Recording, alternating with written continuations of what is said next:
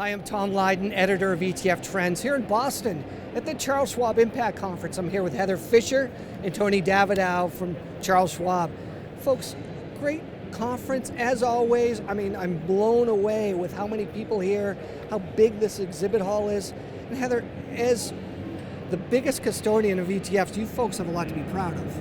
We absolutely do, and I tell you, you take a look around this conference, you've seen tremendous growth in ETFs over the years, and you can see that here with the number of ETF providers present.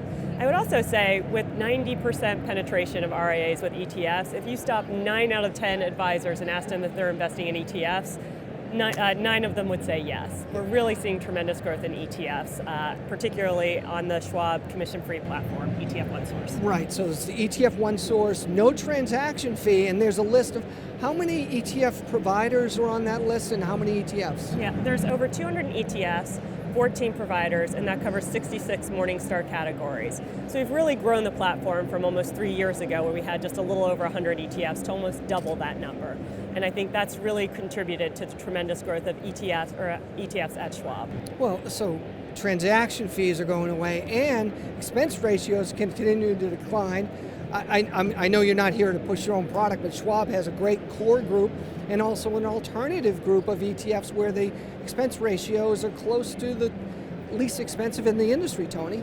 Yeah, I think what's interesting is not only the growth in the amount of players in the market, but the types of strategies coming to the market, and a lot of innovation over the last couple of years. Specifically where Schwab has been focusing is on fundamental index strategies, often referred to as strategic beta or smart beta.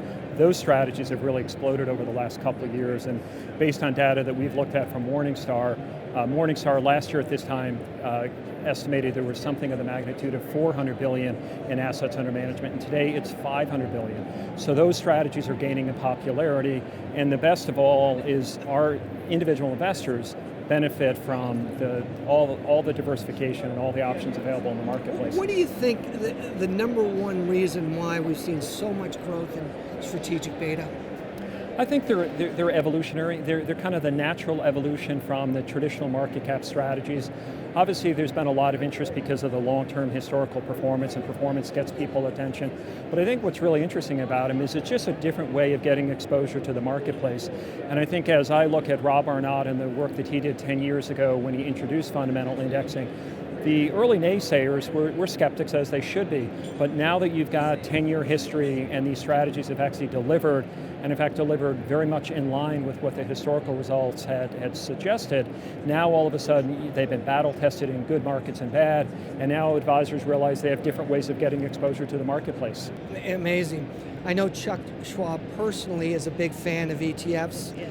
and also recently, in launching your intelligent portfolios or the robo-advisor offering, it's been extremely successful. Again, all based on ETF tools. Yeah, that's absolutely right. And I think we view it as a rising tide lifting all boats. The more that investors are aware of ETFs in one particular channel vehicle, the more they'll invest elsewhere. So the SIP, the Schwab Intelligent Portfolios offer, has been a tremendous success not only for that particular offer, but for the platform overall. So we're at 237 billion in assets under management in ETFs at Schwab, and we think we'll see that number continue to rise. What might we see from Schwab in 2016? I'm not looking for any secrets, but will we see more on the NTF platform? Will we see more product? Will we see more research and adoption of smart beta?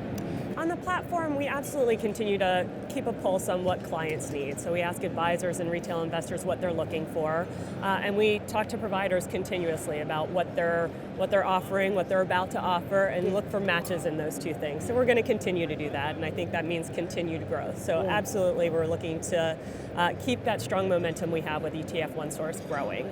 And research, Tony? I think a lot of research. I think a lot of the research has evolved beyond do the strategies work to the questions we get from advisors. How do I use them? How do I incorporate them with my market cap or my active strategies? How do I distinguish amongst all the noise that's out there, all these strategic beta strategies? How is a fundamental strategy different than an equal weight, which is different than a low vol? So we're continuing to work with our clients in educating them with the understanding that the most informed client's going to make the best decision. Great. Well, folks, I know you've been busy. Thanks so much for your time today, and we're looking forward to a great 2016. Thanks as always, Tom. Thank you. Thank you.